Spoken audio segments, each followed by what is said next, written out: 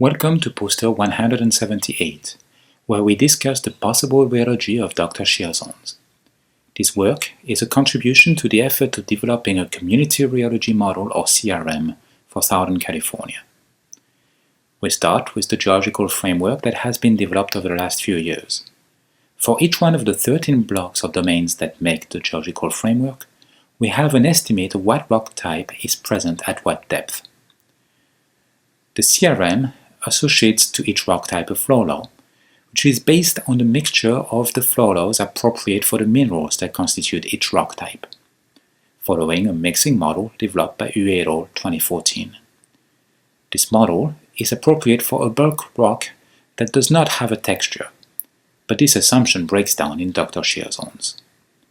This image shows a Dr. Shear zone in Spain. Similar structures are expected to be present at depth below seismogenic faults. You can clearly see the banded appearance of the shear zone rock. To estimate the rheology of such a shear zone, we can use a different mixing model that assumes a constant shear stress but an overall strain rate that is the arithmetic average of the strain rate in each mineral, weighted by the abundance of each mineral. We calculate the viscosity of each rock type that appears in the geological framework under the alternative assumptions of bulk rock versus shear zone fabric. Here we discuss the ratio between these viscosities, assuming a shear stress of 1 megapascal, which shows the potential effect of shear zones on the CRM. For some rock types, the difference is quite dramatic. The effect is strongest for gabbros and basalts, but it would be less pronounced for a different applied stress.